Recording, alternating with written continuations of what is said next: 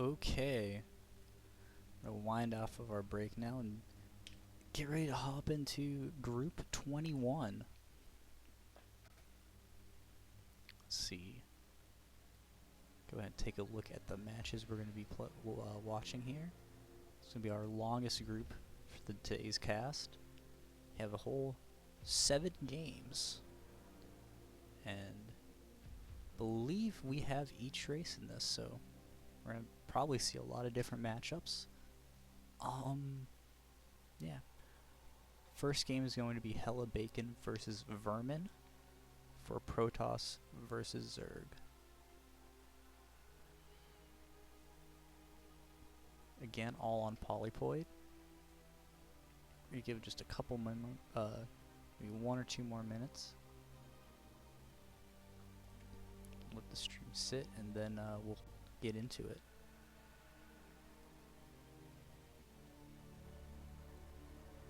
I think we've seen a couple of PVZs already. Just should also be seeing I think we might see some more ZVTs. We've only had the one so far. So for right now, we're just gonna hop into this. A Protoss versus Zerg Polypoid for our first match for the group of 21. Hella Bacon versus Vermin. Alright.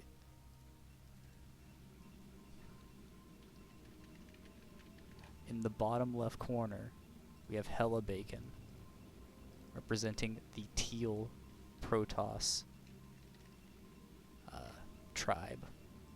In the top right corner, we have Vermin, playing as the purple Zerg brood. In our first match of the group of 21, a PVZ.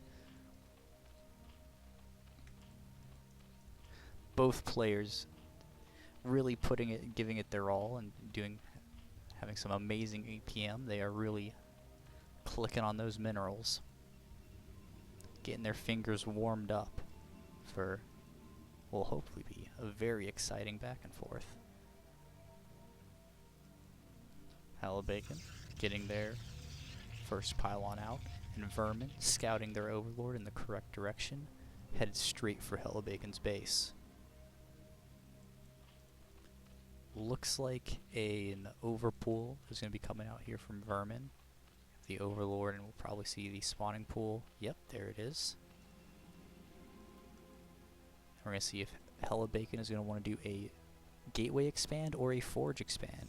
Looks like a gateway first. This has been a bit more in style recently. You see a lot because the gateway, it allows you a lot more flexibility in what you're doing with it. You can be more aggressive because you're getting a lot of zealots out very quickly. However, it is definitely a lot more delicate against builds that get Zerglings out extremely fast. Hella Bacon, in fact, is going to be scouting in the correct direction, so they will know what's coming. They're even throwing down the forge because they don't see the expansion being built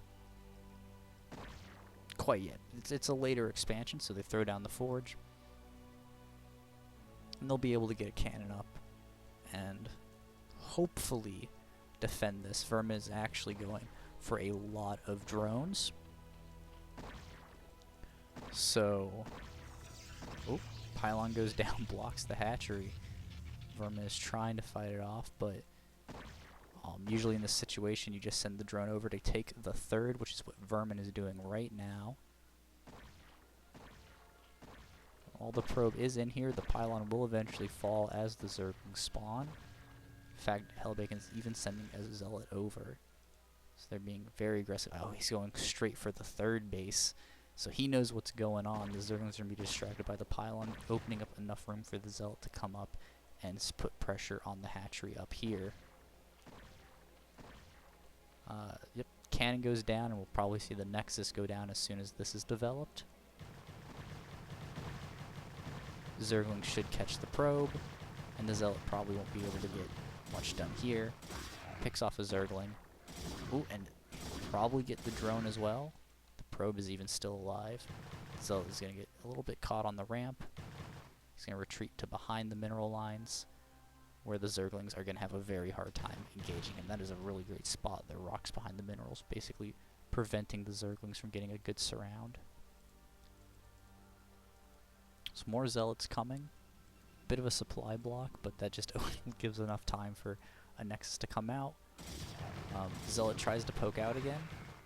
Doing a great job fighting these Zerglings. Probe is doing a great job as well, adding on the extra damage. It's 2 Zealot hits and then 2 Probe hits will kill a Zergling. Actually, no, it's 2 Zealot hits and a single Probe hit. My bad. And as the Zealot comes in, there's no, okay, Lair going up, so this is probably going to be a, actually no, this still could be a 3-hatch Hydra, but the Zealot pressure is really making this hard for Vermin to try and get the economy that he needs for a later game play. Zerglings are going down, and now it's just the Zealot and the Probe have free reign in Vermin's mineral line, as the Zealots continue to just march across the map. Oh, but he's targeting down the Lair. That's not a great play, but he's going in for the drones now. Some good pull away from Vermin.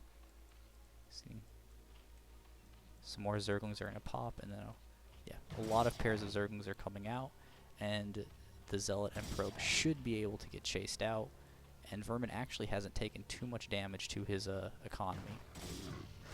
Okay, one drone does eventually go down, and then the drones come on in, help fight the Zealots. Oh my god, the Zealots are blocking in the ramp with another Probe. Bacon is doing a great job of extending this pressure for as long as possible.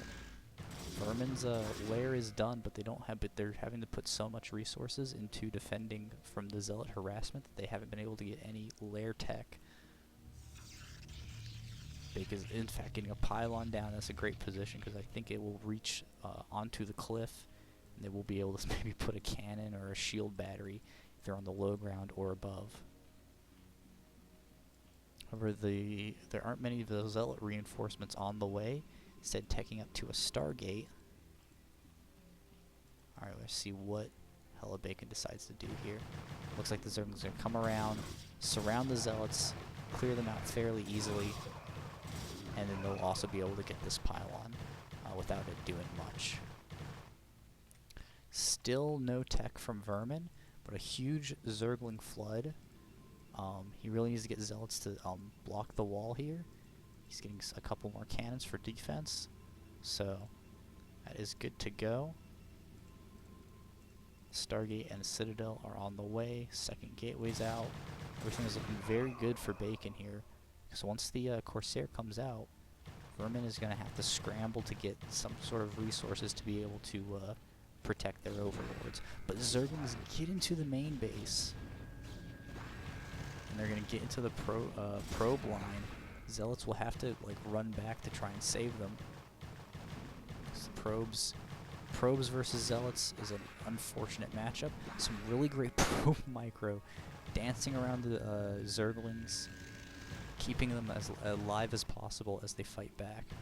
With the Zealot retreating back here, he should be at least out of harm's way, as he's working to get his first Corsair. Still no tech from Vermin. They are dedicating to a huge Zergling pressure. The Spire finally going down.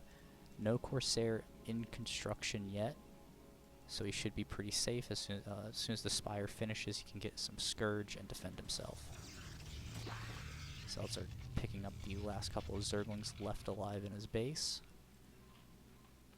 while Vermin is also adding on the Hydralisk Den.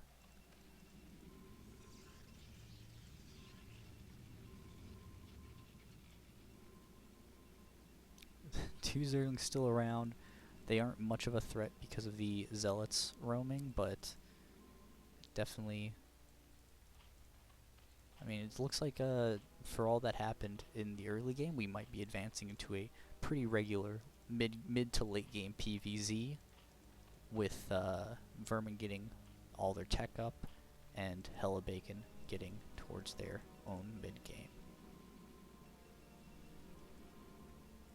After all, Vermin does have 3 working bases. They're up on workers, and they're getting a lot of Hydralisks now.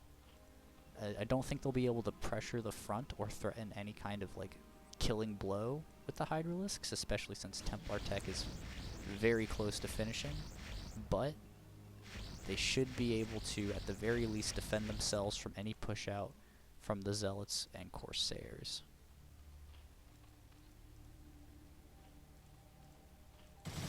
Zealots are moving across the map. Their legs are done, and they're ready to purify some Zerg. Actually, that is not a lot of Hydralisks. The SimCity is pretty good. The Zealots are getting a little tripped up on the macro, on the buildings. Hellabacon micros them around, gets on top of the Hydralisks, starts tearing into them, and is actually going to completely take them out. Then they'll have free reign on the drones in the mineral line. There's only so many Hydralisks that Vermin will be able to reinforce. And with the Hydralisks cleared, the Corsairs will have free range on the Overlords. Vermin GG's, and Hellabacon takes the game in a very aggressive opening series. Starting with that is why Gateway Expand has been more in style recently, because even though you technically you can lose and you'll get Zerglings in your base sometimes, you just get so many Zealots early that you really limit what the Zerg is able to do. But Vermin still played really well. The Zergling flood into the Protoss main base really distracted him, taxed his micro, and opened up the opportunities to try and get him into the mid game. It's just Zealots, man. They really are that good. Our next game is going to be Vermin versus Magic Bullet, a Zerg versus Terran. So now we're gonna see the tour de force of Vermin's skill and being able to play against all the races. So we see how they play Zerg against an aggressive Protoss, and we'll see how they play against a Terran, where the Zerg is usually a lot more aggressive early on. Hop right into it.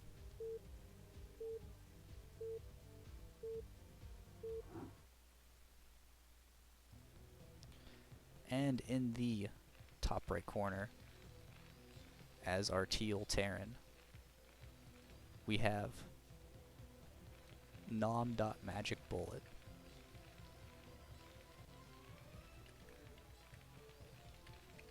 Typing speed is very slow. Alright. And his opponent, returning from game 1 in the bottom left corner of Polypoid, is Vermin, heading up the purple Zerg brood. Overlord starts scouting to the right immediately, which is the correct position, as that's the closest natural base. And however, this is cross spawns, so any early aggression will not serve the players as well in these positions.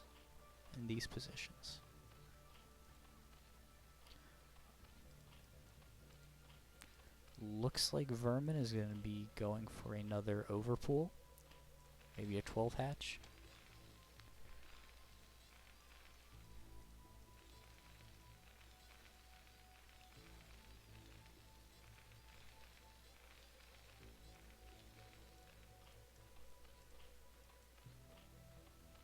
Yep, actually, yeah, it looks more like this is going to be a 12 hatch from Vermin instead of an overpool. Magic Bullet's getting up there. Basic barracks looks like what can constitute a regular Zerg versus Terran. I play Protoss, so I don't know the matchup too well, but it's actually going to be no, the drone is going out the scout, so he probably will be scouting the top left base as the Overlord is scouting the bottom right. So at the very least, he will know that Magic Bullet is cross spawns here.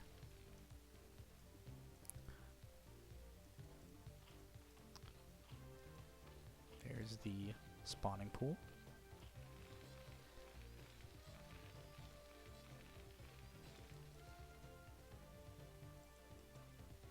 The SCV will catch the drone as it's leaving. Check to make sure that it isn't a weird one-base play. And probably scout directly below it. Yep, Overlord doesn't see anything in this natural, so it just kind of retreats to its safety hideout. And the drone will try and get into the Terran base, but get repelled by an SCV and a gunman.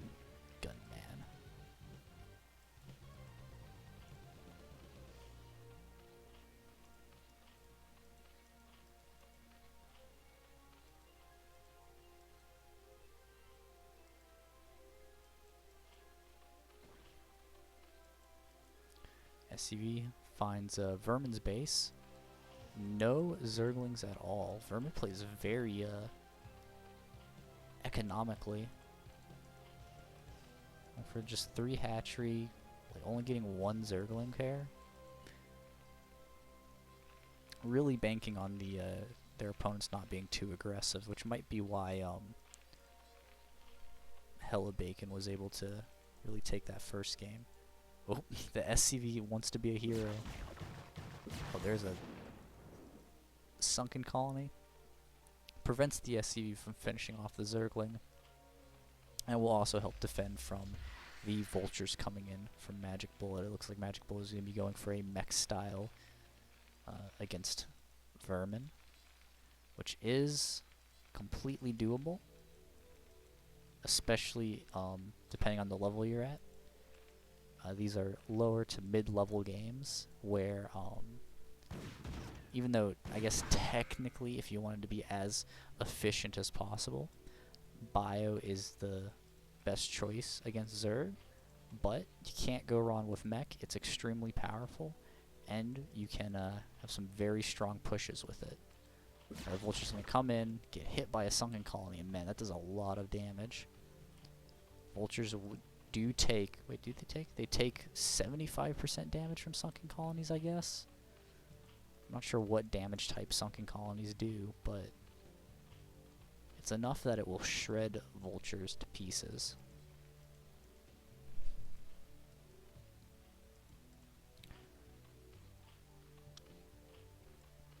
Lairs on the way for Vermin. They are getting enough resources so that their Spire will be able to start as soon as it's done.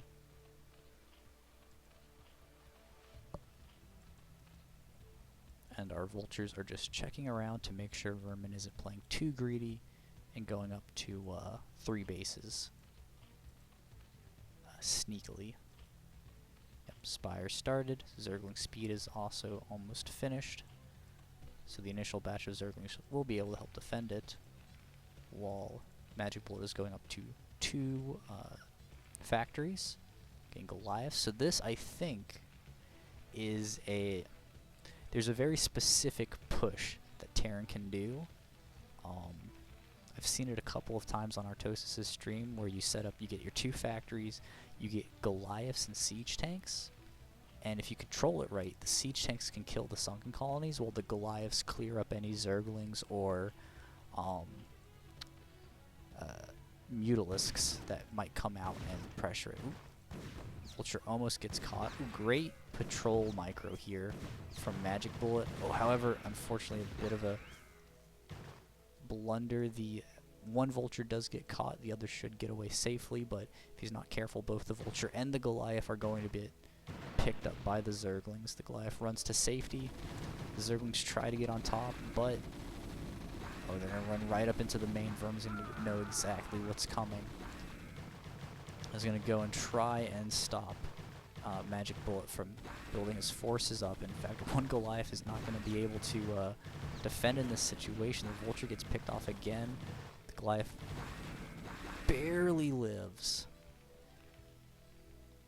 And Magic Bullet does not get completely killed by the Zergling push. However, there are 9 Mutalisks on the way. Unfortunately, Goliaths, while they do have a very powerful anti-air attack, they only do half damage 2 Mutalisks. Much like Dragoons, it feels like Goliath should be able to counter Mutalisks, but it is far from the truth, especially if the Mutalisks are in high enough numbers.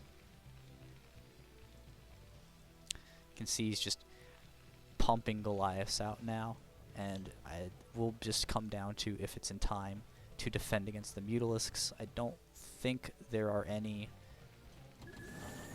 There are no missile turrets up to really buffer for the Goliaths and keep them alive, and so the Mutalisks will just be able to come in and pick the Goliaths off one at a time. The Hellfire missile upgrade is active though, and that gives them a lot of room where you don't really need the Goliaths to clump up to be able to fight the Mutalisks. There's an insane range. It's like an anti-air siege tank. So they can scare the Mutalisks away, but if Vermin commits, the math can get very fuzzy. 2 more factories are getting added on. Vermin expands to the top left corner. More Mutalisks. I mean, it's a Zerg. What are we expecting here? In fact, getting Hydralisk upgrades, so we might have a switch over into some sort of Hydralisk-based crazy Zerg. Be a lot of fun. But now that the turrets are finally up, Magic Bullet should be pretty safe from the Mutalisks. They're all getting very wounded. That makes it harder and harder for them to dive in, because the Goliaths will continue taxing the Mutalisks' combined health pool.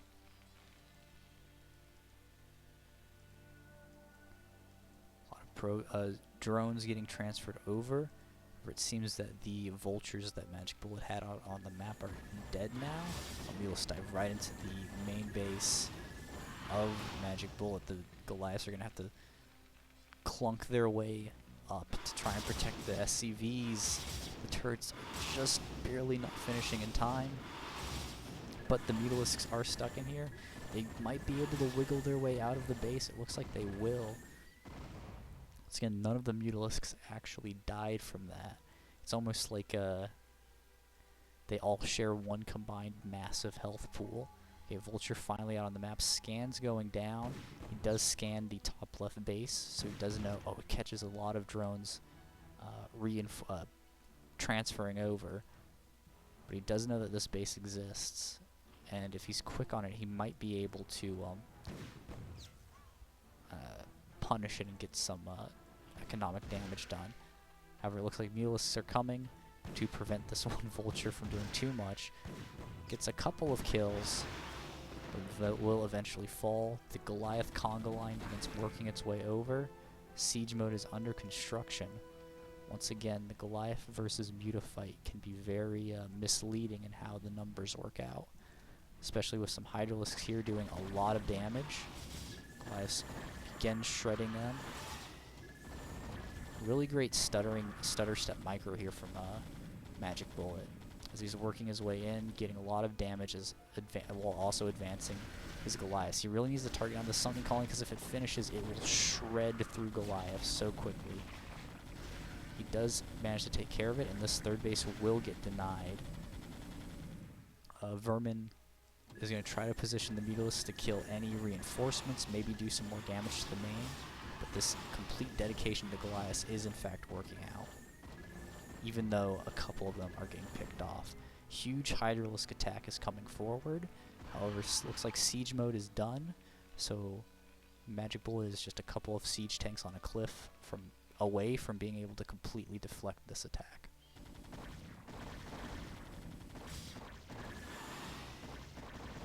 Right. Goliaths, again, the reinforcing Goliaths go down. So he's just completely spamming them. The Marines in the bunker doing a great job of buffering, buying time for the attacking Goliath force to get back to base. Seems like the attack is coming. Again, Hydralisks do a lot of damage to Goliaths and the Muta. Oh man. It looks like the Hydralisks are just going to be able to outmuscle them. And with this main Goliath force dead, he's going to have to retreat and stay on the high ground. He might even lose the natural. Yep, he's going to lift up and send all the SCVs back home. But with more reinforcing Hydras, and Mutalisks being able to bait shots and keep the find good angles. The Hydralisks actually might just be able to completely push up. Goliaths are doing a lot of damage though. But it looks like Vermin is supplying a lot more Hydralisks to the fight than Magic Bullet is supplying Goliaths. Okay, the tank can finally get into position and start sieging. But it's on a cliff. It could be very vulnerable to Mutalisks.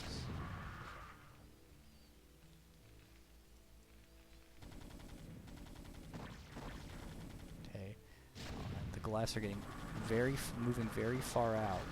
Siege tank is taking some really good shots, but just the overwhelming force of the Hydralisks. I mean, they do full damage to pretty much everything in this composition.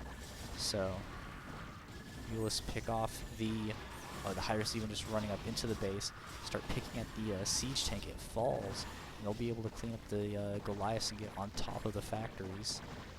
Again, more Hydralisks keep trickling in, and Hydralisks will beat the entire mech army, or the entire Goliath reinforcement. Magic Bullet GG's, and Vermin takes the second game.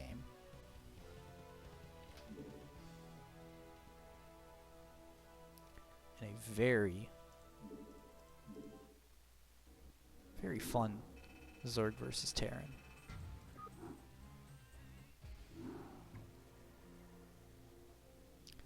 Our next game is going to be Vermin versus Terranak. Which is going to be another Zerg versus Terran. So we'll see if Terranak can fare any better than Magic Bullet. And once again, we'll just hop right on into it.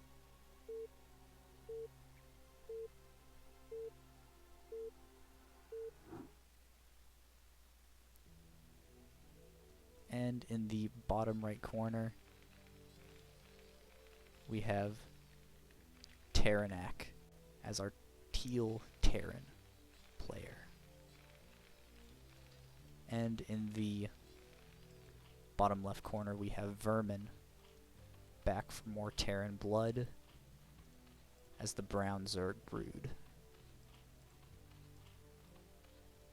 They won it was a pretty convincing Zerg versus Terran, but again, Magic Bullet did go for a mech composition, which is you can do it. It isn't standard, but it's something that Vermin can't necessarily come into this game. It doesn't necessarily tell us all about what's going to happen in this game. A really early SCV scout. Is that a scout? Ah, no, it just seems they are going to be building their wall at their expansion.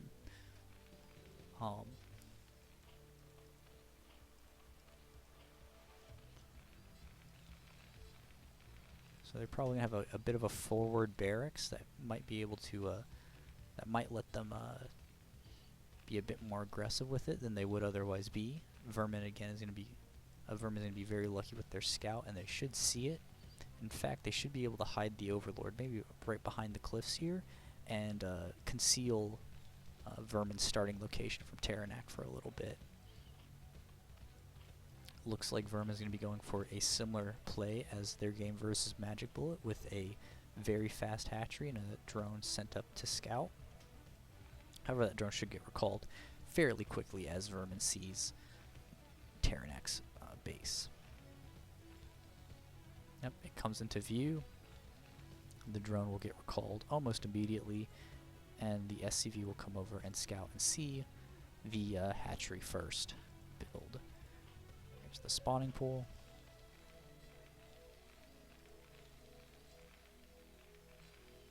Looks like Terranak is saving up for a very fast command center,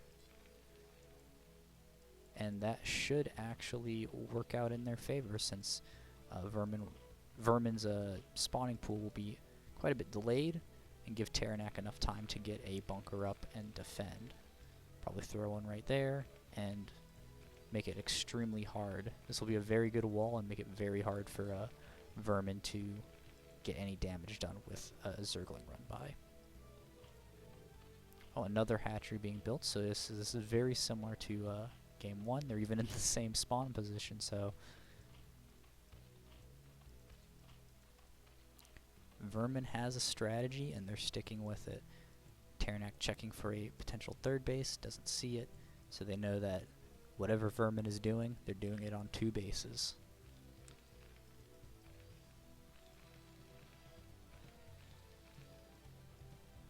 Okay, so 2 supply depots finish up the wall here for Terranak. Does a little dance with his barracks there for continuing to make Marines.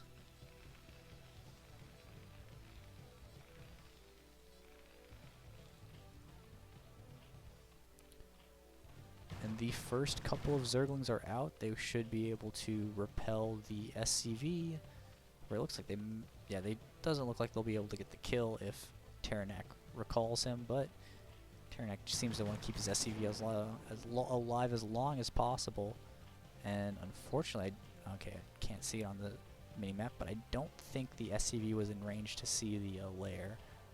I don't know how that vision works, but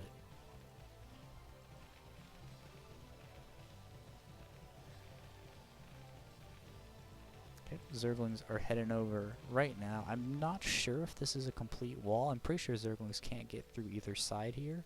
I don't know if they'll be able, if they can fit in through the diagonal here. I would imagine they can.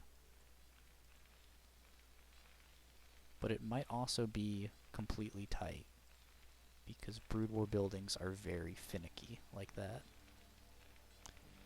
Terranak is going for the bioplay, getting a barracks and another barracks and their academy up. So this game should play out very differently from the game of Magic Bullet, just from a compositional standpoint.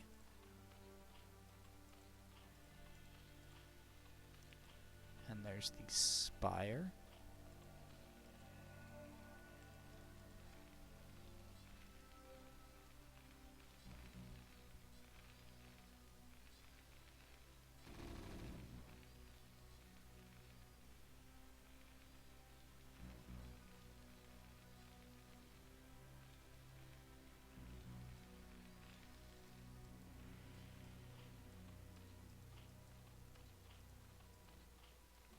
Vermin gets a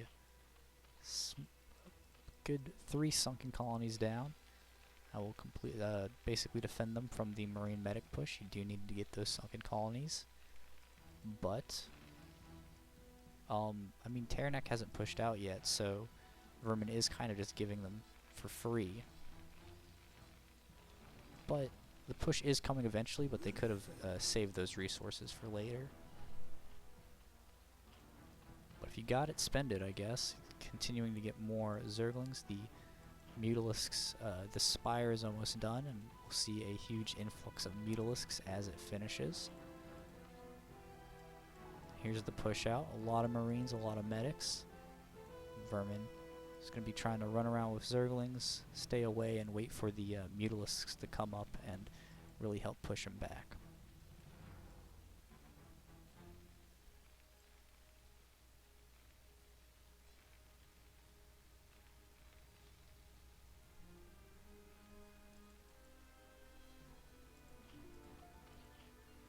Eight Mutalisks about to pop, and that should be enough to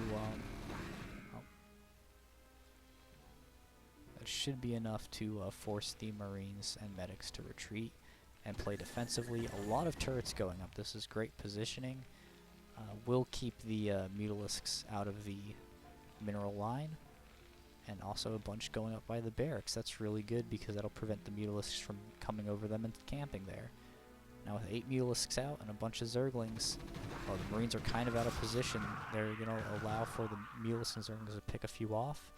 They eventually do regroup, and the medics heal up the wounded. Vermin is going into Hydralisks, so we're probably going to be seeing lurkers here very soon. Terranak scans for the potential third, but Vermin is stuck. Is powering up on 2 bases. Mutalisks dive into the main, kill a turret protecting the minerals, and start harassing the SCVs. They get a lot of kills. Missile turret distracts them for a moment. They get confused, stop attacking, and run away.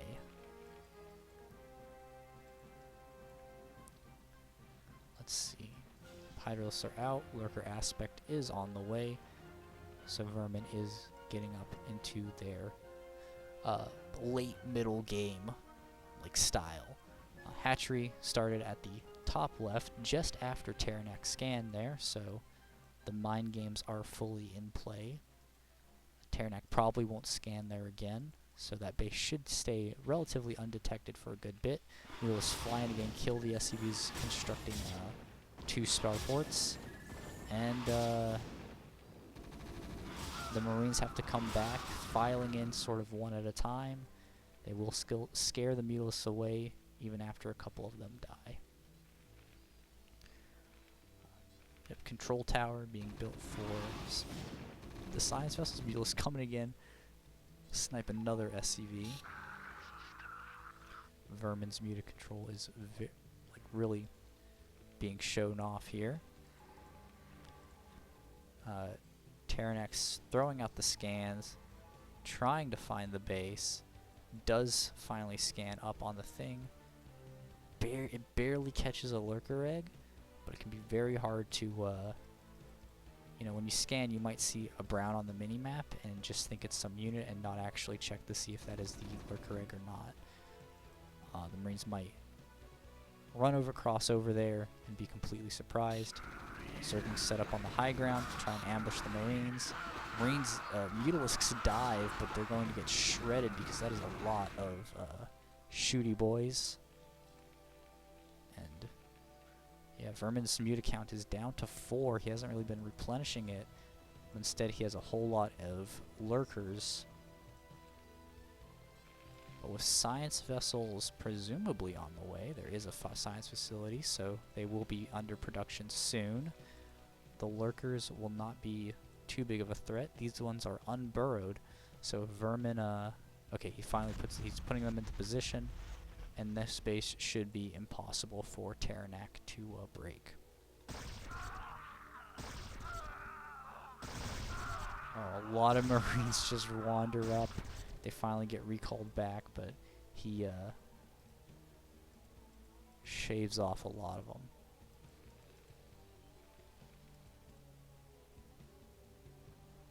Hive is under construction, and once you get Hive, you get a lot of the really important late game tech. You can get Ultralisks. Nidus canals will make this base basically completely unbreakable, since it will be able to instantly reinforced from the main. Mutalisks dive into the mineral line, scare a bunch of SCVs off once again, which is really good considering that, again, the Mutalisk count hasn't been being replenished. It's mostly been replaced by lurkers at this point. Zergling kills the SCV that I think was going to take the mineral only, or at least was positioned to do it. A couple Marines get caught out on the mini-map. The attack force headed down from the top left base. They'll get an Overlord, but they are not going to be able to get any other damage done, and they're probably going to have to run away. One Marine bravely thinks he can be a hero, and he cannot. He dies pretty gruesomely. Mineral only base is getting established, so Terranek is getting to a really comfortable position economically. While Vermin is teching up, getting pairs of Scourge to blow up the science vessels as they are being added into the army. That will be able to protect the lurkers, the defilers, and basically all the very nice, expensive, and shiny Zerg units they need late game. Road lurkers outside the main are going to be picking off a couple Marines. And upon seeing the science vessel, they're going to back off because all the Marines will just be able to come up and start shooting at them.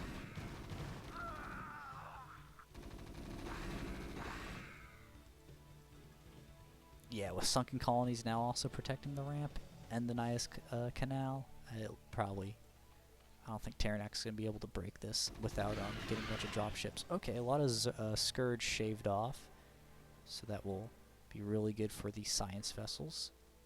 Keep them alive as long as possible. I believe Irradiate's finished. There's a bunch of unburrowed. Okay. They get burrowed. But the Marines don't engage. Just a lot of posturing from our two players.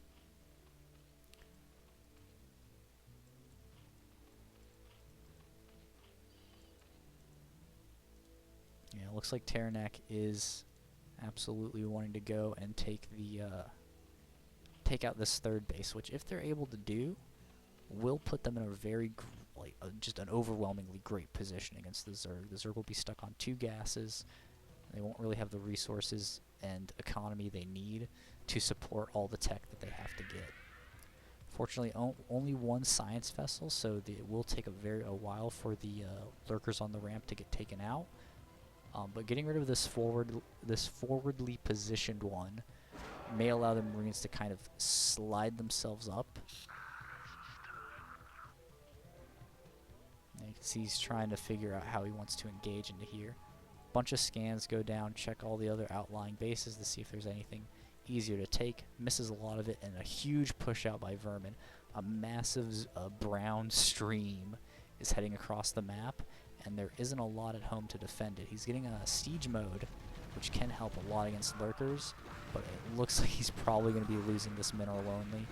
Very quick liftoff does save it from the command center from dying. The SCVs are not so lucky. Huge amount of spines going out, completely tearing up everything in this area as Vermin just dives even deeper on. Taranak's entire army is trying to retreat to fight off the just lurker invasion, but I don't know. It probably won't be working out.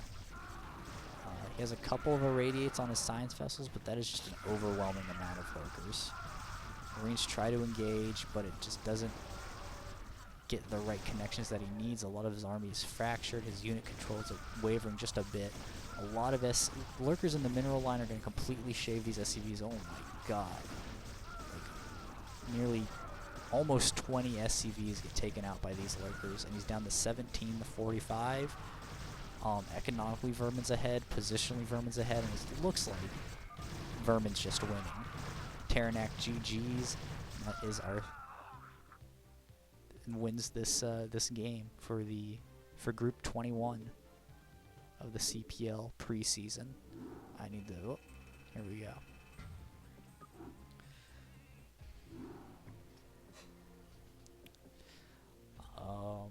Yeah.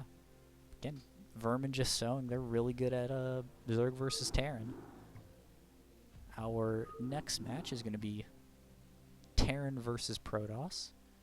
Taranak is going to try to come back into the game, while this time they'll be fighting their opponent, Hella Bacon.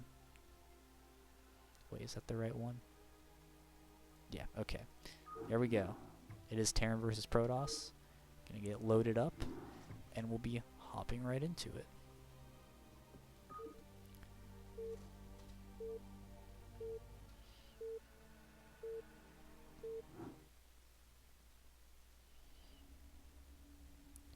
Okay, no, switch the stream screen. Okay, in the bottom left corner of Polypoid, we have our green Terran player returning from the last game, Taranak, looking to kill the other type of alien.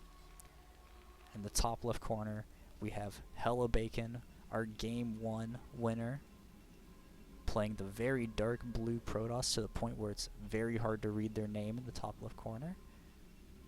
They're looking to have 2 games won in the group of 21. We're going to see what kind of game our 2 players get into.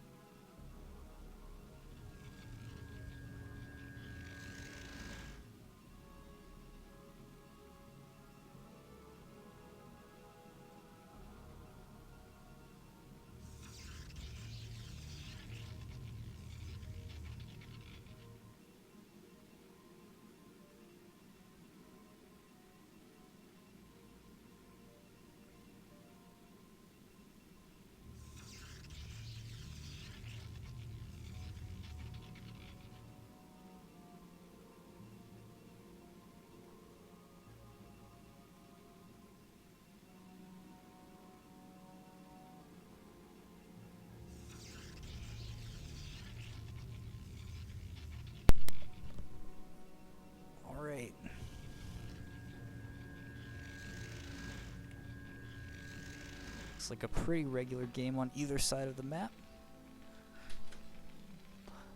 Both players scouting in the direction of their opponent, so everyone's basically aware of what's going on. Nothing too crazy is going to be going on, and yeah.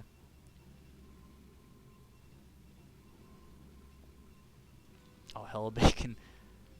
It hasn't sent probes up to mine gas. That is going to be a very costly mistake. It's going to delay their Dragoon and range production. Well, Taranak had an SCV just kind of chilling with his gas canister. The Marine will scare the probe out of the base.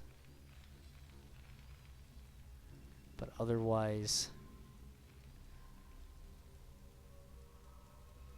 very standard early games from both players.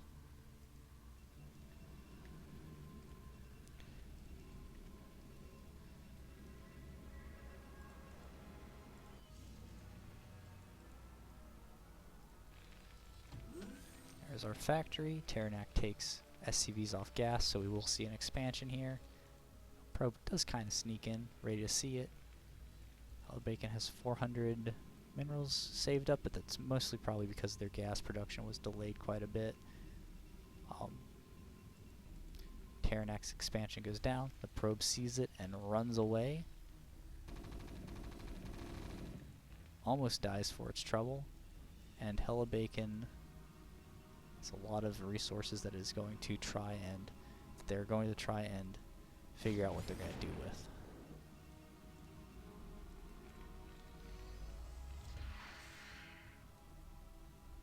Have the bunker established. Yep. Taranak sets up their defensive wall, while Bacon sets up their expansion.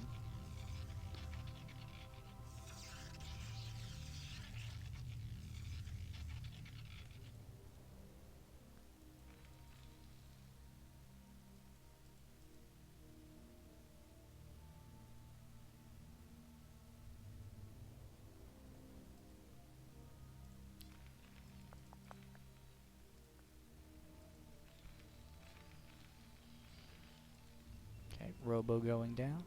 That's probably just for observers so that Bacon will be able to safely push out once vultures and spider mines get out on the map.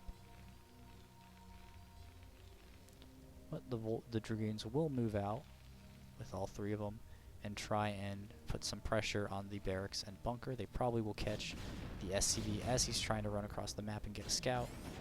The SCV will get taken out and the Dragoons will continue on their merry way.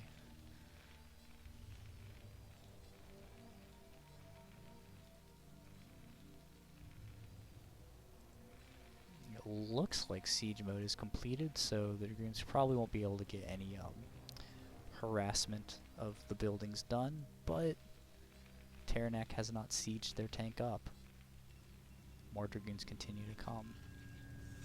Second gateway and observatory both are out, and Bacon goes to start poking at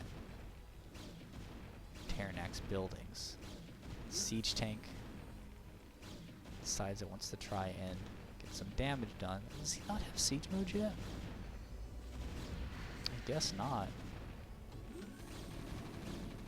So they are going to have to just move out and try to poke at the Dragoons. Can be very careful. Bacon only has 3 Dragoons, so the siege tank micro is a lot safer. Well, his 4th Dragoon is just chilling on the high ground, but usually when there's 4 Dragoons, you have to be very careful with your siege tank because they can, the Dragoons can kill them in just 2 volleys of attacks.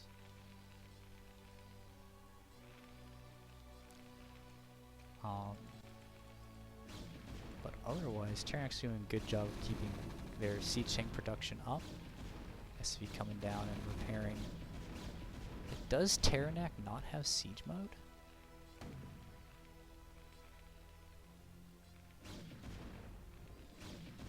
He must have missed it then. Which is really weird because he had his machine shop for a while. We'll see if this one starts making siege mode. Nope, he's just going to double tank production. and the Marines help the missile turret kill the observer.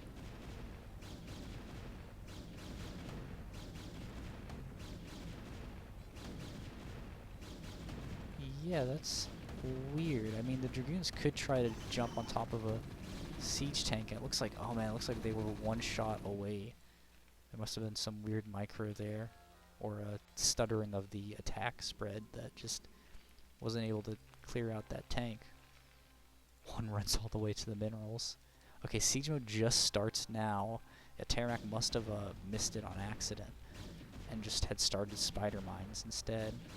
Yep, and the Dragoons are going to keep taking out this bunker, which is a problem because if the bunker falls, it actually will be easier for the Dragoons to just run up. But honestly, unsieged tanks still do a lot of damage to Dragoons, and I mean, it's is almost as many tanks as there are Dragoons. So Hellebaken doesn't exactly have the right army to be able to take this currently.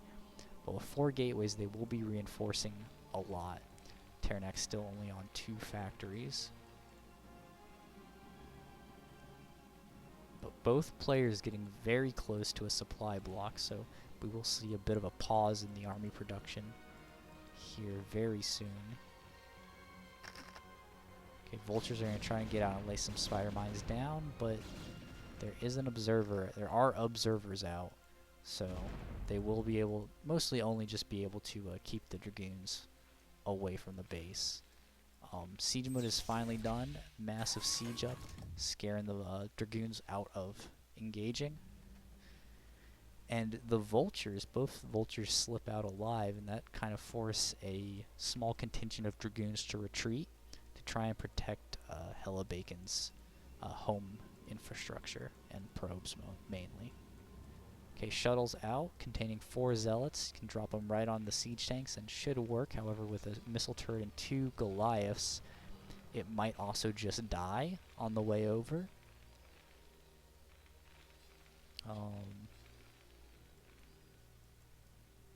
Yeah, both players supply blocked. However, Hellebaken has a lot of pylons on the way, so they should be, once those are done, they probably won't have to worry about it for a while. Yep, they're setting up Dragoons to block the ramps, make sure that vultures can't come in and kill any of the probes at the 3rd.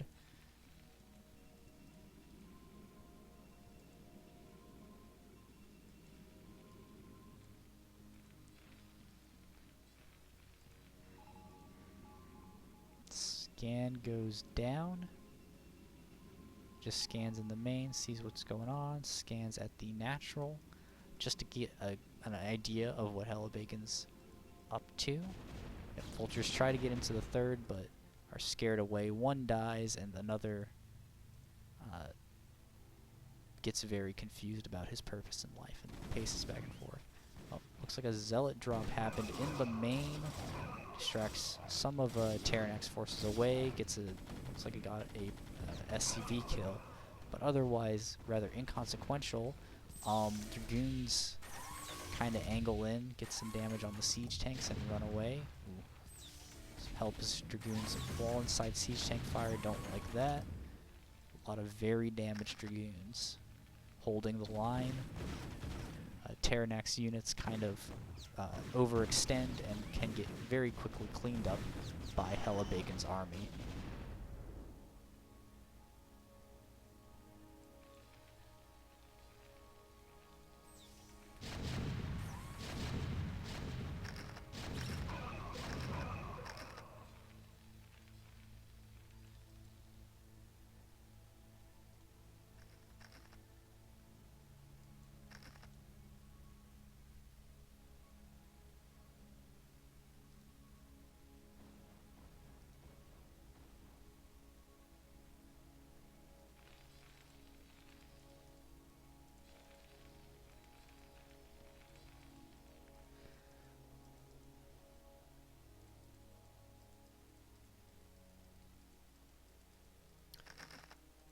Right.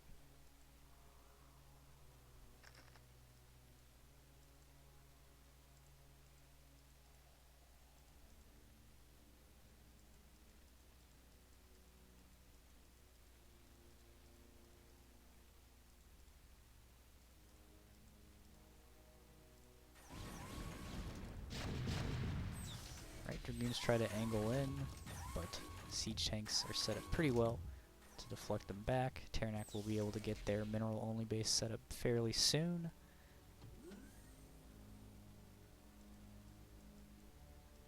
But other than that, Helibacon's doing a very good job of staying out on the map, keeping some map control.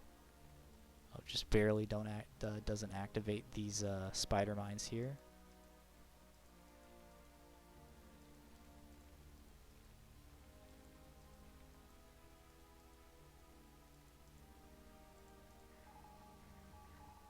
Scans go down, checks for the third, checks for the fourth, sees the third.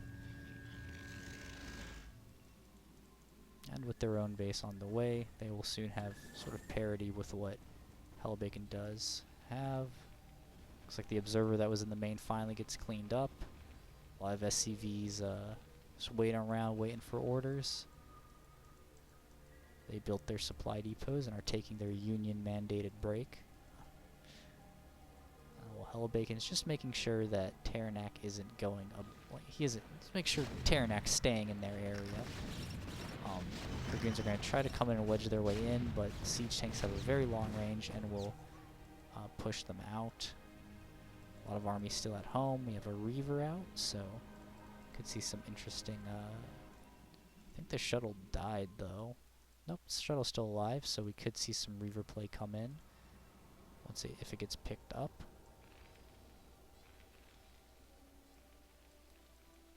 The tank line is looking fairly solid, even though, however, they don't seem to have a lot of reinforcement units. A lot of tanks are out of position and positioned way far in the back of the base. They really need to be brought up and maybe reinforced right here so it can cover both sides, or else Helibacon might just be able to come in and run them over. Looks like Terranak's trying to set up to take the 9 o'clock base. Alright. Alright, Zealots run in, get cleaned off pretty quickly by the Vultures. And the 1-2 punch of Zealot and Dragoon doesn't quite happen. Terranak's 30 supply ahead. They're on 2-1 to no upgrades for Helibacon, even though they are researching the first upgrade for both attack and armor. But, I mean, mech upgrades are just much better. And as they get those upgrades, they'll start melting the Protoss army. Fleet beacon underway for Helibacon, so we'll probably be seeing some carriers come out. Although the Templar Archives is also being constructed, so Helibacon will be able to go for carriers, or maybe get an Arbiter Tribunal and get some Arbiters to help with the ground force attacking it. Okay, fourth base up for Bacon.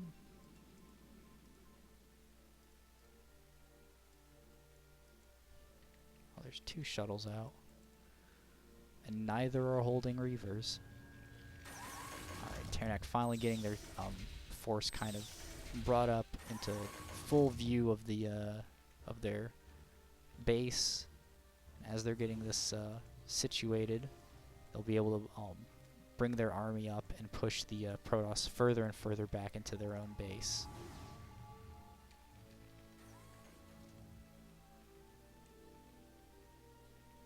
But another supply block on Helibacon is going to delay their carrier production, which is crucial. Right now Terranak doesn't have a lot of Goliaths to really fight back against the carriers, but it could be a while before Helibacon is in position to really start massing carriers the way they want to. Terranak slowly is pushing out. And even unsieged tanks do damage.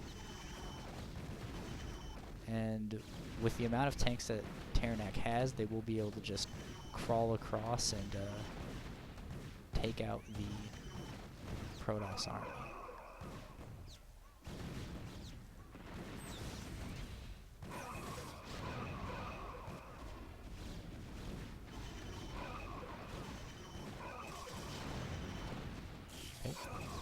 Reaver tries to drop off and do some damage, but again, just a bunch of unsieged tanks putting out a lot of damage. The Science Vessel prevents the Dark Templar from doing anything. And now Terranak is just set up right outside of Helibacon's base.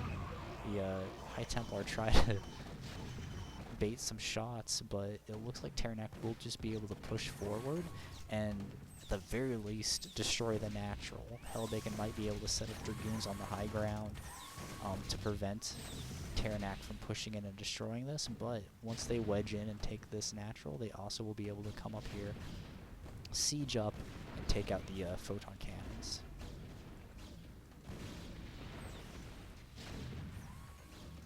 Yep. Most of the probes are going to be retreating to the 4th base in the corner, but the majority of Bacon's army is going to be stranded in the main base, as Terranak just continually reinforces their various pathways of attack.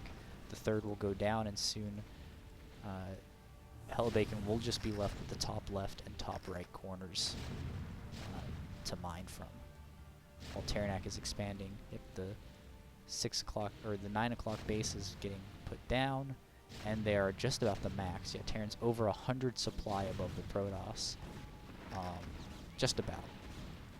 So lots of scans go down.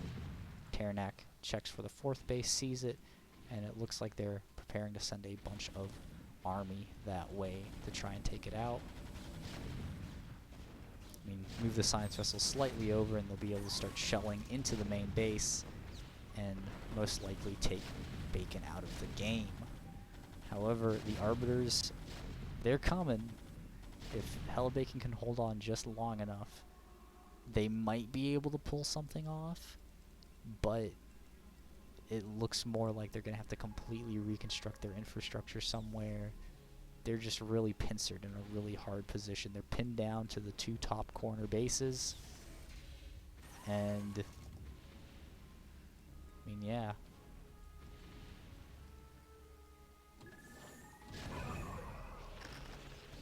Okay, decent storm goes down on the tank, weakens it up, but there really isn't a lot of follow-up there. I mean, especially now that Helibacon kind of has to give up the ledge, the Vultures can kind of just rally up in there and start killing it.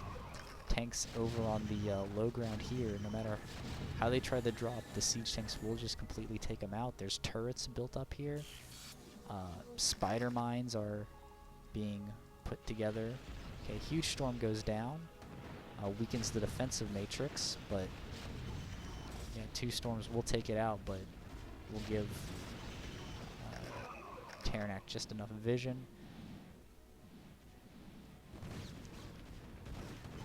It looks like the 4th base is going to fall as well, as Terranak rallies more and more units up that way. Yep. Helibacon's doing a very good job of holding on, though. Unfortunately, it looks like they're going to be finally bled dry, as Terranak finally pushes his forces up into the 4th base, destroying really now the only mining base that Helibacon has. Terranak will take this game. A very powerful mech push.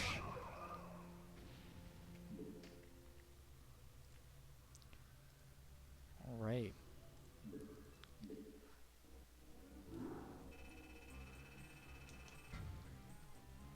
Next game is going to be the Timber Owl versus Terranak. Just done a very, again, Terranak, let's see, what is that? That is going to be another Terran versus Protoss, so we're going to have a TVP, a PvP, and a PvZ left in the group of 21.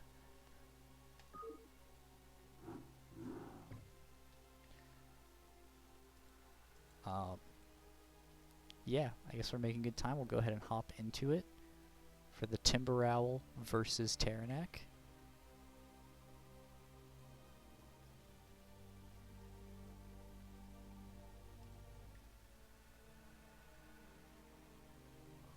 Where's the play button? Alright, there we go.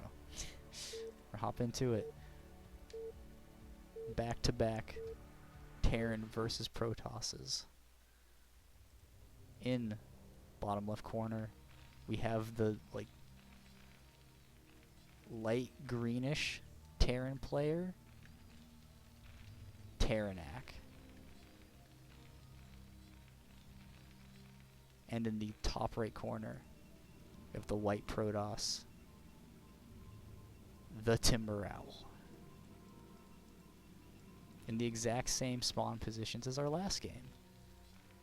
So we'll see how it differs, how our players approach this.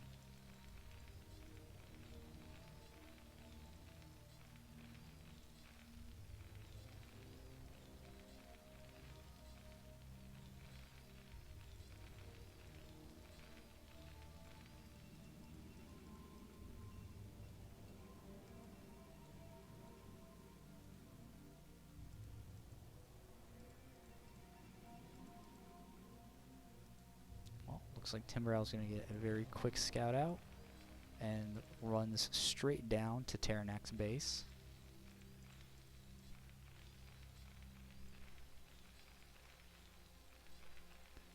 Terranak's building their supply depot pretty low. I mean, the Timber Owl committed to like a zealot pressure. This is a really awkward placement if you put your like barracks there, but it's the barracks. Again, I don't play Terrans, so I'm not entirely sure if this works as far as preventing, like giving your Marines room to move around from the Zealots. But it doesn't look like that's what Timber Owl is going for. They're just getting a gateway and assimilator, so shouldn't see anything too cheesy come out of our Protoss player.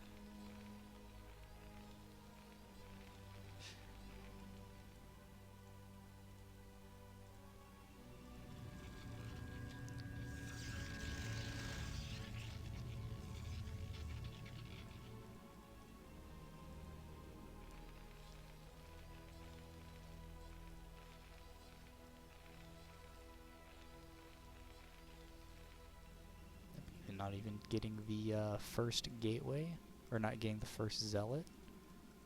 Just going straight into Cybernetics core for the Dragoon in faster range.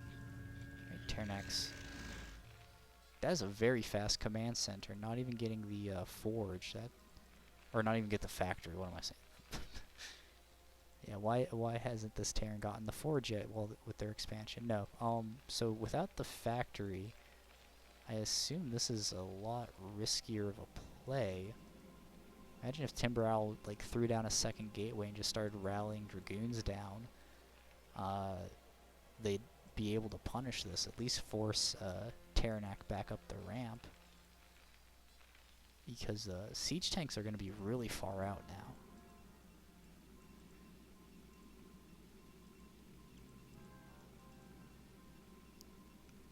See what they plan to do. After the first Dragoon is when they're going to really start getting the minerals to be able to figure out what else they want to do with it. Looks like he's just going to focus on getting the SCV out of his base. Terranak's bunker is going up, getting there. Yep, factory's going to be very shortly behind it. It looks like the Timber Owl is also going for a pretty fast expansion themselves. So Terranak should be mostly safe from any sort of like heavy Dragoon pressure.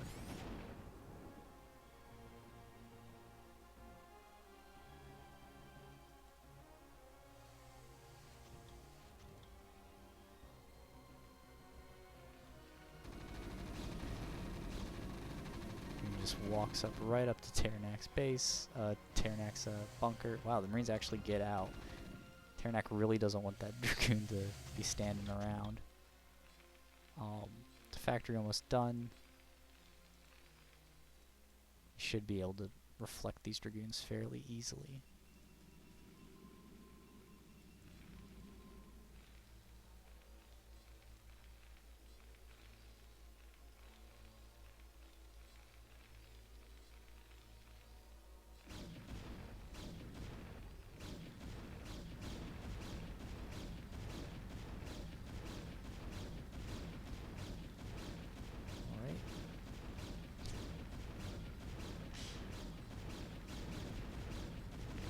put pressure on the bunker. Oh. Oh, nah. They're missing one SCV, so the bunker will get broken. Siege tank will come out, but it looks like Terramac might... Okay, nope. He does get more SCVs just in time to repair it. Timberowl's going to continue supplying Dragoons down, up to 2 gateway production now, so should be able to continue to apply pressure. SCVs are on mining patrol.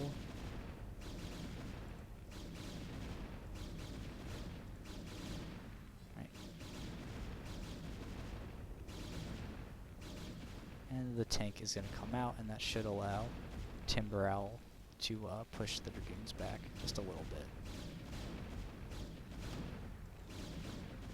It's actually also a very good position for the tank under the barracks. Makes it a lot harder for the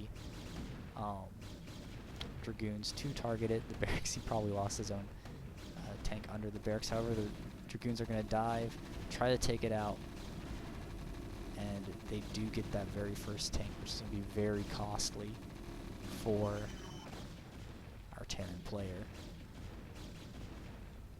Second tank on the way, however, he seems to have missed siege mode, which means that as these Dragoons just keep on replenishing, Timberowl may be able to just punish him. And, yep, oh no, the bunker falls. Yeah, this is an unmitigated disaster for our Terran player. Okay, no, he does have siege mode, so he will be able to siege up on the high ground. But I don't know if he's going to be able to actually save his expansion. He may just have to retreat to the main base. It looks like the Dragoons are going to dive up the ramp. The SCVs are going to try to get pulled to help fight. No. The Dragoons are just going to get on top of the siege tank. And with Timberowl's rally, they should be able to completely take out the... I mean, yeah, this looks like the Dragoons are just going to be able to... clear out Terranac here. SCVs just aren't able to get a good surround on the Dragoons. The Dragoons are going to just continually put out an insane amount of damage. Terranac is going to GG, and Timberowl is going to take the game.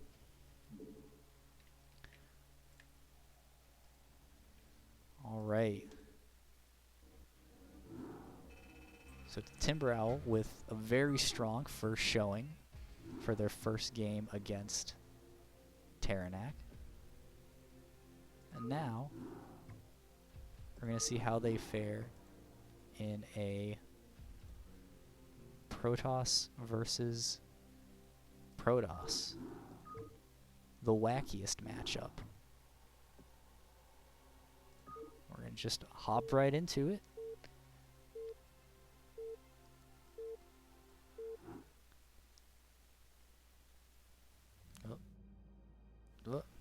Alright, in the top right corner of Polypoid, we have our gray Protoss player, Hella Bacon, facing off against our returning player from last game, Timberowl, in the mustardy yellow Protoss color. I guess that's a mustardy yellow. Anyways. PvP. It's a very weird matchup.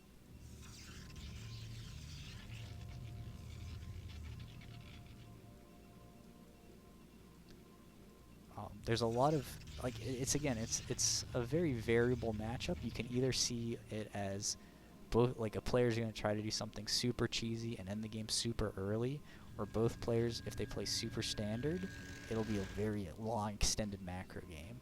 It has a very wide range of play styles, and all of them feel unfair.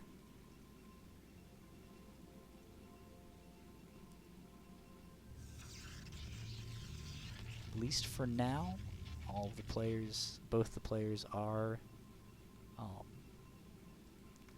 looks like just regular stuff. Gateway and then an assimilator. Yep.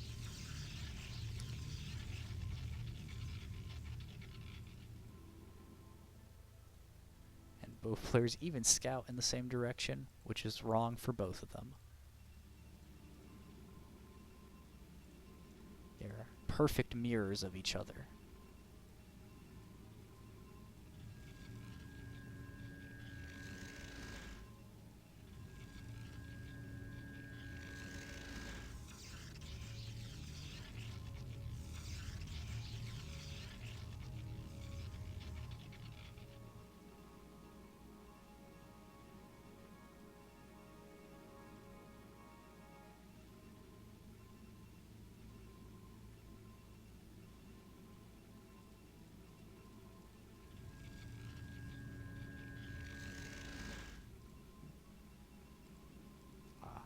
Okay. Timber Owl gets the first Zealot out, and the delayed Cybernetics Core, while Hellbacon just goes straight to the Cybernetics Core. Looks like Timber Owl isn't going to actually try and pressure with the Zealot, so this does kind of favor Hellbacon, as they'll be able to get their Dragoons and range out a lot faster. And in succession, a lot of their other tech out faster.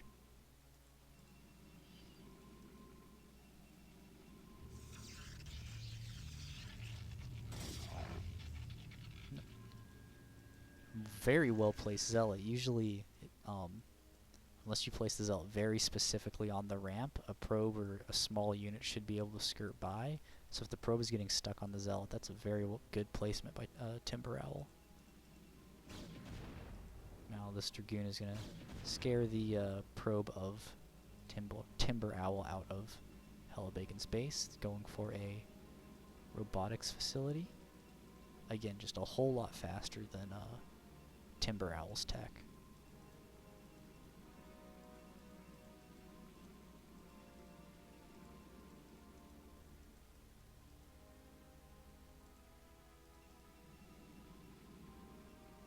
Timber Owl going up to 2 gateways, while Hellbacon is committed to a 1-gate robo.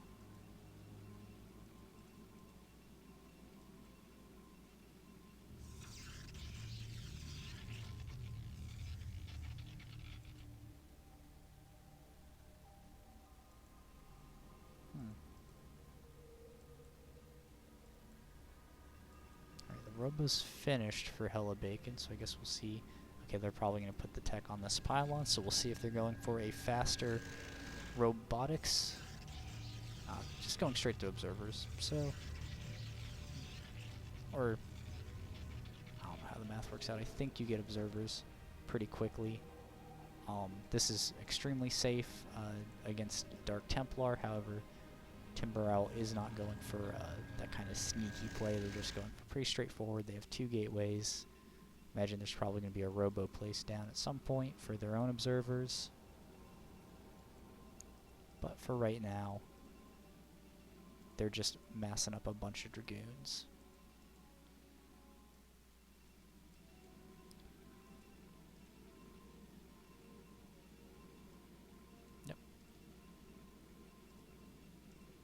Timber Owl's own robo placed right near the back of the base. They add on a 3rd gateway, as they just want to work up, I guess, their main army.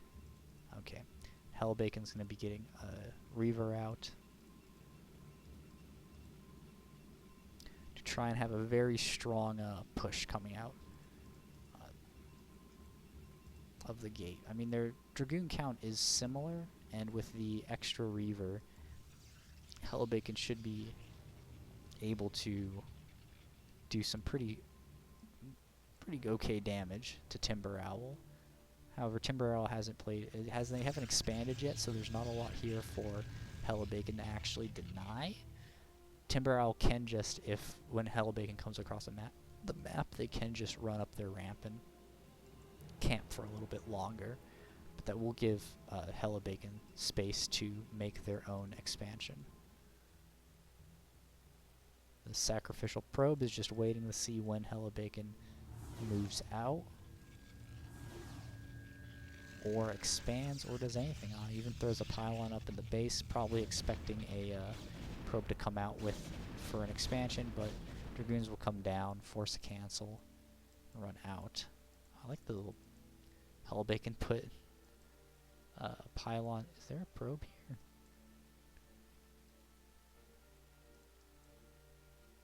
Is it behind the... Okay, well, there is a probe hiding the bottom left base. Not entirely sure why. I guess he might be expecting Timber Owl to be trying to sneak an expansion out. But, okay. Tries to get in with the Reaver, however, it doesn't seem to... some well-positioned Dragoons scare it away. And Timber Owl's own Reaver has started.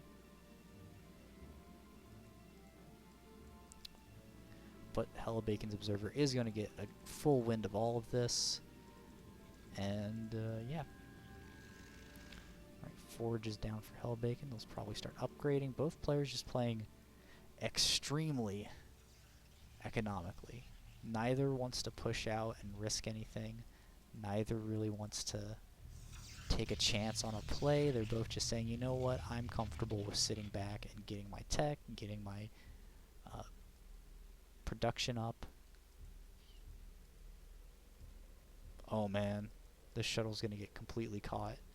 That's gonna be a shuttle, a Reaver and a Dragoon for free. That is huge for Timber Owl, who now is essentially going to be up some Reavers.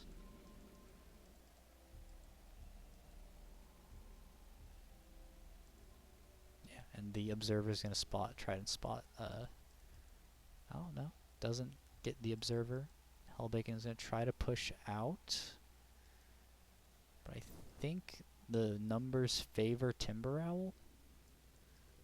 Like, he's even trying to expand. Timber Owl is just powering up on 2 bases, is at 81 supply. And neither player is like wanted to expand, and I think Timber Owl got the better deal out of that. Yeah, Hellbacon is just maybe it looks like they're looking around for ninja bases, like moving their army around trying to find anything. Timber Owl is also roaming around. They won't get the pylon here since there's enough Dragoons coming down to kill that guy, but it doesn't look like there will be enough. I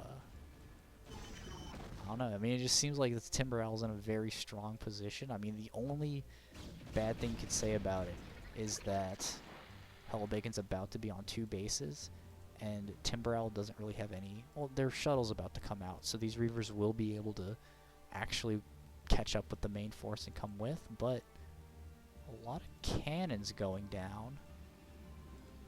I guess preparing for any kind of Reaver drop to take it out. However, I mean, Timber Owl doesn't even need to do a Reaver drop into the main. They probably can just run right up and kill Hellabacon. Like, it's just a numbers game, right?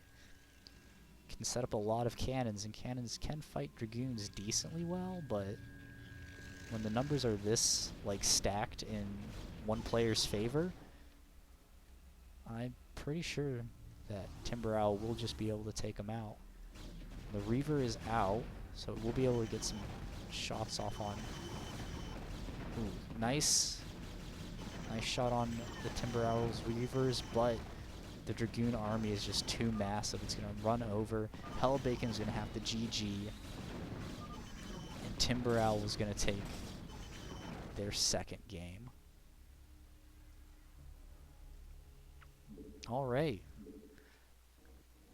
Next, we're going to have the final game of the group of 21. It's going to be the Timber Owl versus Vermin for a Protoss v Zerg to wrap up our third group that we're casting today. Oh, wait. There we go. All right. Timber Owl's showing off a lot of pretty good play. Their macro's fairly solid, and their decision making seems to also be pretty good. And yeah, we'll see. We've seen them in PvZ. I mean, we've seen them in PvT. We've seen them in PvP, and now we'll finally get their last matchup in PvZ. It's Timber Owl versus Vermin. In the top right corner, we have the Timber Owl as the yellow Protoss. And in the top left corner, we have Vermin representing the purple Zerg brood.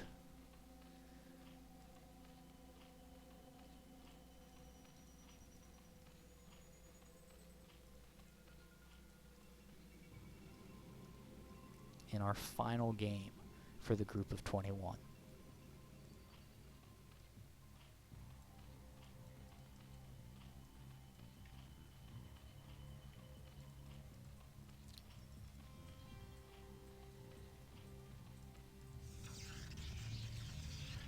Right? Pylon and a scout from the Timber Owl. We're going to see, looks like an Overlord from Vermin. They've done Overpool a whole lot in their games, so I would not be surprised to see it done here. Timber Owl's going to scout in the wrong direction, so they won't know exactly what they're facing down. Yep, so Overlord and Spawning Pool. We're going to see if it looks like they're in position to do a Forge expand. Yep. So then the question will be, are they going to try and build a Nexus on 12 or a Photon Cannon on 12? That's going to be if they want to feel like they're safe, or if they want to try and call Vermin also playing economically. Fortunately, Timber Owl is going to scout Vermin last, so they won't know what the Zerg is doing till it might be too late, and it is indeed looking like they might be going for the 12 Nexus. Nope, never mind. Photon Cannon goes down just to be safe.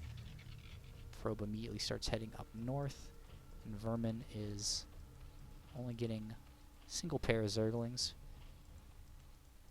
So the drone is going to get the scout on Timber Owl. It's going to be Forge Cannon Gateway, and we'll probably see the Nexus very soon.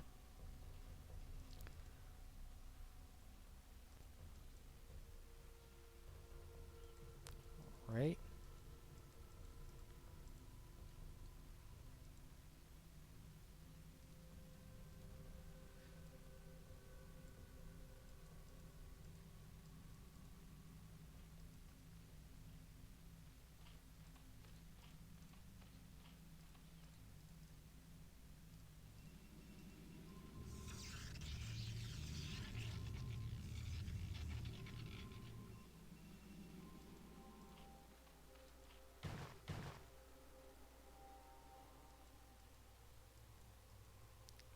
Third base coming down for Vermin. So we're seeing that they don't play too aggressively. They really like leaning on their on having a lot of drones. Only 4 Zerglings have been made, 2 pairs. So the probe kind of can scoot around most of them and get a scout in on what's going on in the main base. However, again, Vermin is just really getting their they're just getting their bases up. They haven't teched any particular way yet, but the layer has finally started, so we will soon see exactly what they're going to be wanting to get into.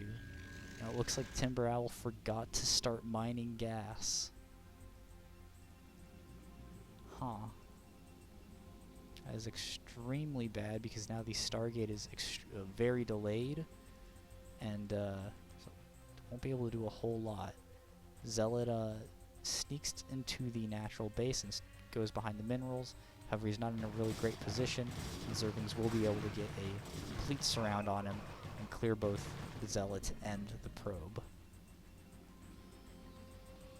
And Timber Owl still hasn't started mining gas. Their expansion is coming up, but without the Stargate on the way, if Vermin goes for Spire, Timber Owl will fall pretty easily. The layer is done. Now it looks like looks like that drone is ready to start building the Spire. Timber Owl finally starts getting gas, but they're gonna have to play very defensively.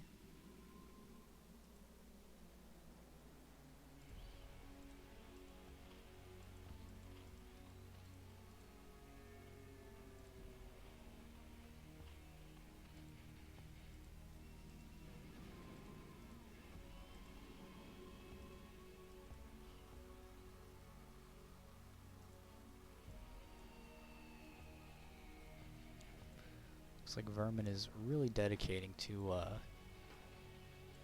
macroing up. Spire's halfway done. They start their Hydralisk Den. It looks like they're probably... I've done this a couple of times. They might just go into regular Hydralisk pressure. If that's the case, then Timber Owl being pretty far behind on gas isn't the end of the world, since photon cannons only cost minerals and you don't really need a whole lot of tech to defend with them. But he started range and then went immediately into move speed instead. 2 pairs of Scourge being readied. They probably will be able to catch the first couple of Corsairs, especially since the Corsairs are so late. And alright, there are now enough Zealots out here where they can sort of push out and drive the Zerglings back. Zerglings take a couple of losses, but for the most part are going to have to retreat from the main staging area for Timber Owl. Right, Corsair finally gets in. He's going to get a pretty decent scout off and then fly, almost flies straight into Scourge, but runs away just in time to not immediately die. Zealots begin walking straight across the map. No leg speed upgrade even started, +1 about halfway done. So I'm hesitant to say that they'll be able to get much done, but there's currently only 1 Hydralisk here to defend. So these Zealots might in fact be able to get a whole lot of damage through. Get 2 Hydralisks. They will tear through that. There's the creep colony here to worry about. Looks like instead the Zealots are just going to... 3 of them are going to run straight up into the main. Well, actually all of them are going to run straight up into the main. Looks like Timber Owl has a bit of indecision in where he wants his Zealots to go. I think if he'd committed to the natural, killed the sunken colony, he could have kept them alive for a lot longer, and maybe even gotten, at the very least, denied mining here, but done serious damage to the den hatchery up front. As it is, looks like that sunken colony is just going to barely hold on. Over time, it will eventually regenerate to full health. So, fortunately, that was not a lot of damage for how many Zealots Timber Owl threw at it, and for how little defenses Vermin had. We probably could have gotten a lot more done with that. Alright, 2 Corsairs coming in to try and find some extra damage. It looks like the Scourge may have flew into some photon cannons earlier, but with the Hydralisks out now, the Corsairs should probably only be able to really get maybe 1 Overlord kill. Doing a pretty good job diving in, finding some good angles. They supply block the Zerg, and that's every little second you delay the Hydralisks from being outside your main base is a precious second saved.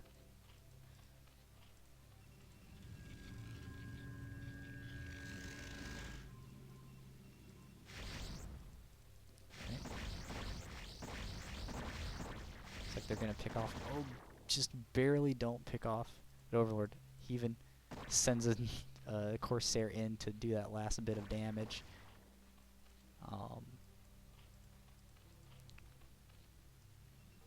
Right, here comes the next wave of Zealots. Now they have speed, but now there's also a lot more Hydralisks here to deflect them away.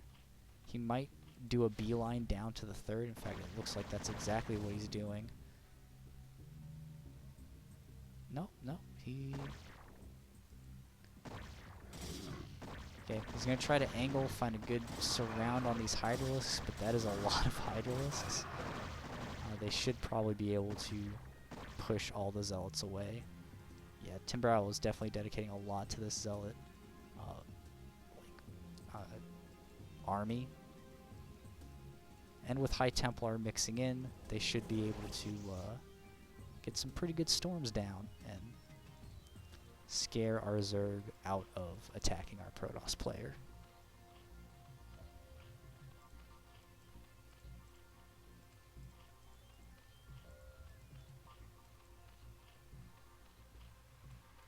Alright, huge push out now. A lot of Zealots, a lot of Corsairs, an Archon and a High Templar coming out. Looks like Lurker Aspect is just about to finish. Corsairs try to run into the back line to kill a bunch of Overlords. It looks like it should work. The Zealots just crash into the Hydralisks and completely tear them to shreds. We do have one Storm available on this High Templar for if there's any good Hydralisk clumps. It looks like Timber Owl will be able to just completely wipe out the Zerg army. Actually, yeah. The Sunken Colony is going to help defend the main base. Timber Owl, they basically trade armies, so they both reset down to 0. And in the midst of the chaos, the Corsairs get some scouts. And then, ooh, a lot of Scourge pop on one Corsair. That's always a problem. Scourge are a very dumb unit, and they will overkill any unit by like 15 Scourge if you let them. Looks like Timber Owl's getting ready to go and build their third base. Start to be on parity with Vermin.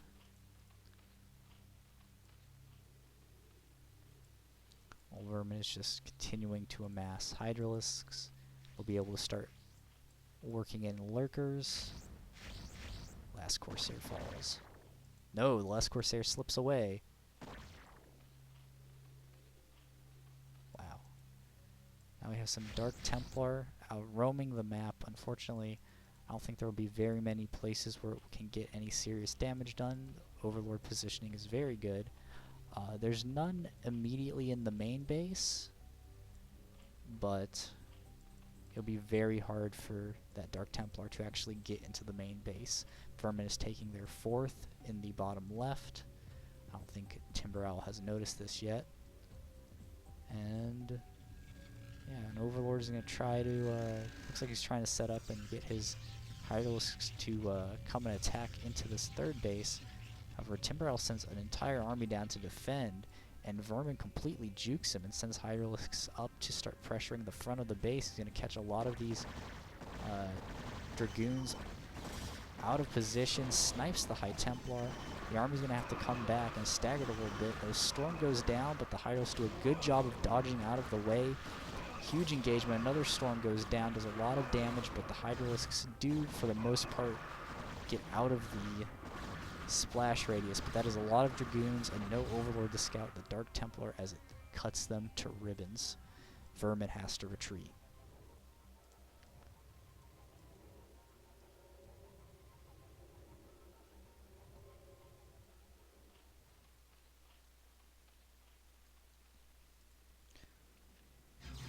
DT. He's on a mission to kill Hydralisks, but fortunately he will get picked off and killed. Our upgrades are currently 2 attack for our Protoss and 1 attack for our Zerg. Yep, and an Evolution Chamber and Hatchery being put down in the 4th base. These will probably be turned into Sunken Colonies. Yep. And it looks like Vermin will finally find or the Timber Owl will finally find this. However, he will be able to get free kills on all the drones. There's no Overlord here. There are no Spore Colony. It looks like, yeah, Timber Owl, you can see, he's just like, oh, there's a base here. It's time to send the whole army down. He checks for if there is one in the main, and there isn't. Some Hydras try to intercept the army, but the Dragoons are just too powerful for them. And they are forced to retreat. But some flanking Hydralisks, oh man, they might, if they get sandwiched between the Zealots, there's a chance that they'll get cleaned up, but it looks like that's not going to happen. Timber Owl's reinforcements are unfortunately waiting just outside of the battle. And the base will survive, although I think you probably could have, the DT that you send in the main, just start working on killing the Sunken Colonies. There's no Overlord here. A lot of probes mining gas, it looks like.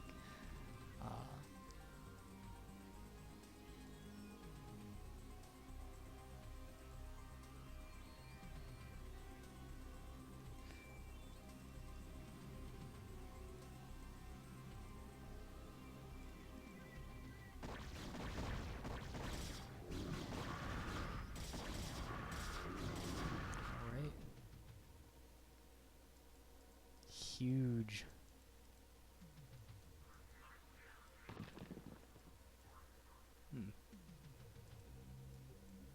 Yeah, it's getting into a position where the Zerg is about even on supply, which is never want to be in that position when you're playing Protoss. Protoss units cost so much supply that situations where you're even with your opponent just feel really bad. As you can see, there's a lot of Hydralisks. Not too many lurkers, only a handful sprinkled across the map. Yeah, Hydralisk gets a scout of the bottom right to see if Timber Owl has expanded down there yet, and they haven't, while Vermin secures their own 5th.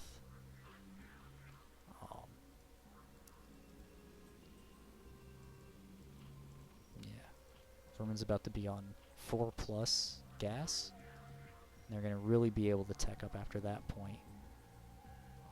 Their hive tech is a bit delayed. This Queen's Nest is just now starting. Oh!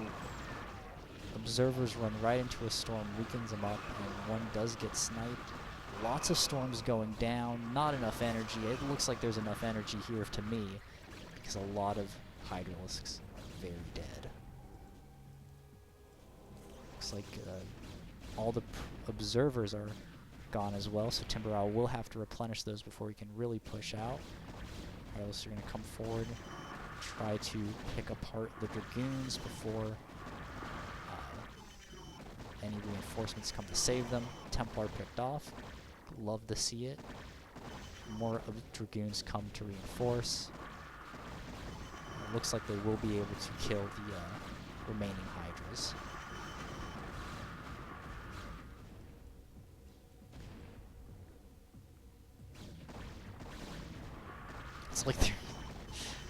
It's like a Desert Strike map. Is one person's reinforcements comes up and they beat back the other player, and then their reinforcements comes up and they have to retreat.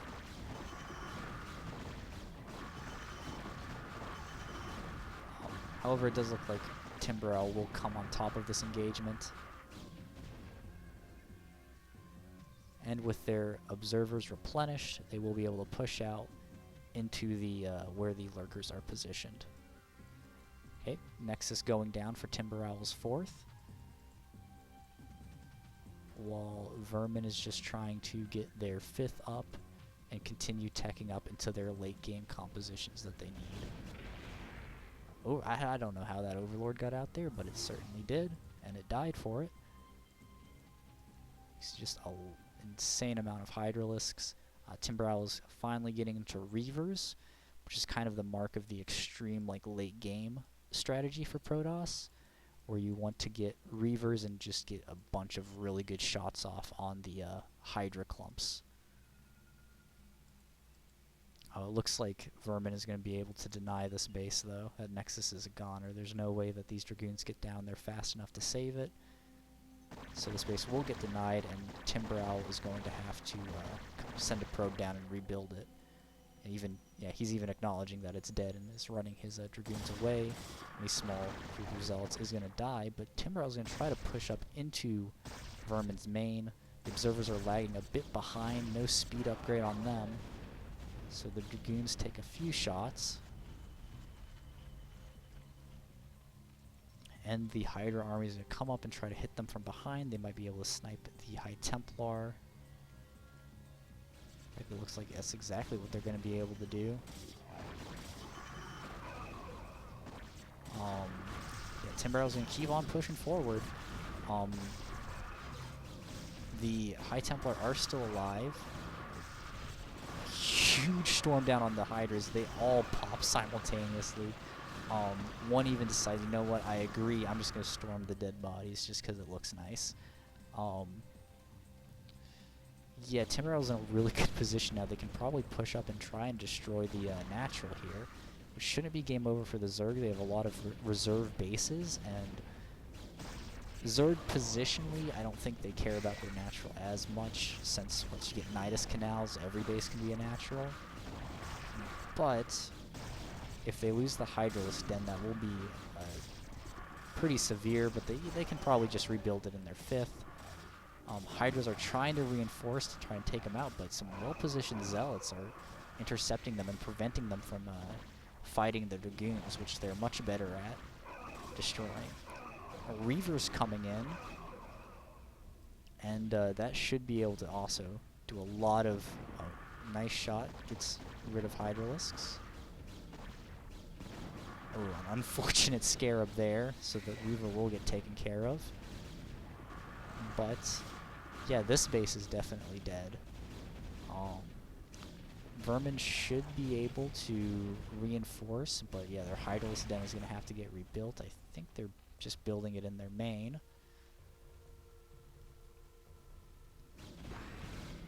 Yeah. The Zerglings will be able to fight the Dragoons, but the Archon will tear them to shreds. Yeah, a couple Dragoons fall, but for the most part, the Timber Owl's army is looking very strong. They have doubled the supply of Vermin, as a much better caster once said, Luca de supply. It's very important.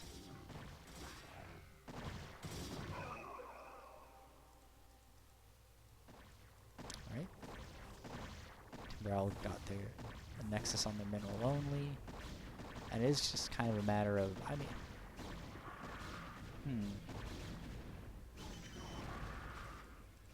Okay, Vermin is rebuilding their natural base. The nice canal there, they probably could be, wait, where does that lead to? Oh, they've just built it in there. They haven't put the exit of the Nidus Canal down yet. Oh, no observers with the army. These lurkers are wreaking havoc on them.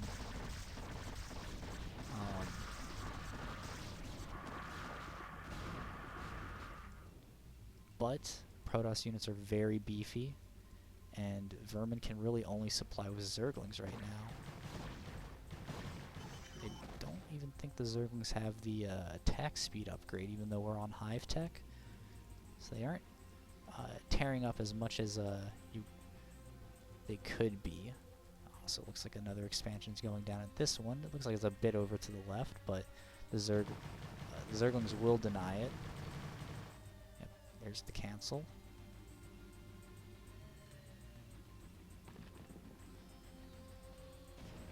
Alright, Timber Owl's going to try to push out again. Looks like they might just be heading straight down to take out the bottom left here. Oh, and a Reaver got dropped off. Is picking off the drones in there.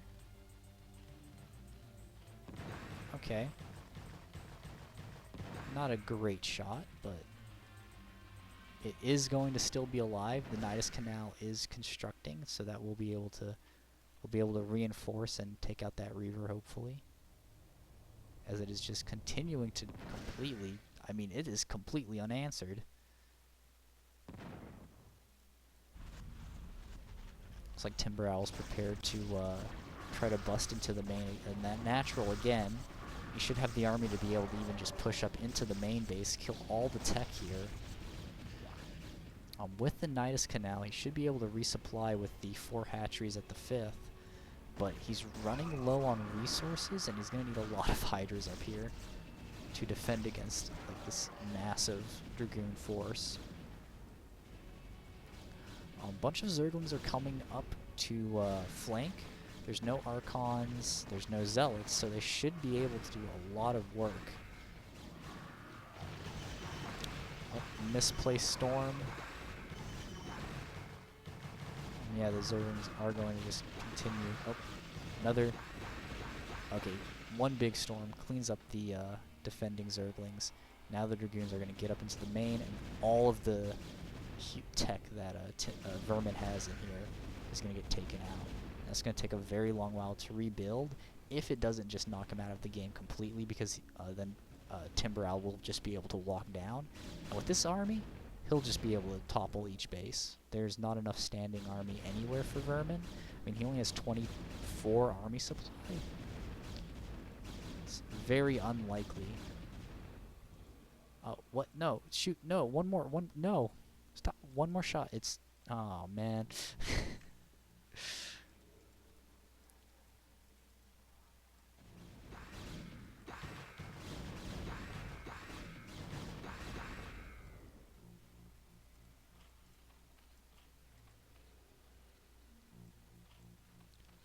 Well, the Hive is still alive. So Vermin does still have most of their tech, like, options available. They haven't gotten into Defiler or Ultralisks or anything that could maybe help stem this army. Honestly, with this push, that is a lot of, once the Observer gets up to spot lurkers, I mean, these Dragoons probably can just take them out. Even though Vermin's upgrades are a lot better than Timber Owl's, it does just seem like Protoss units are pretty strong.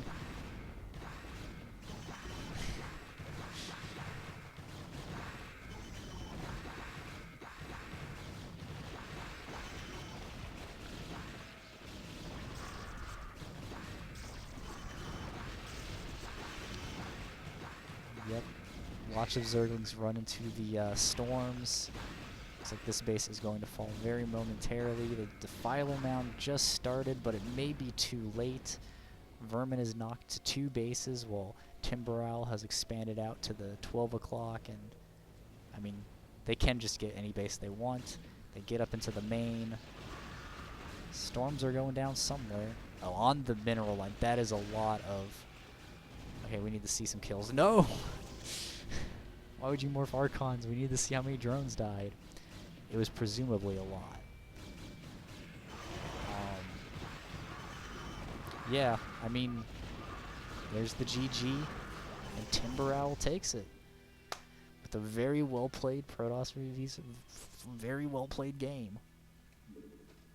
Even if the Hive did, in fact, 10 damage off. That is our group of 21.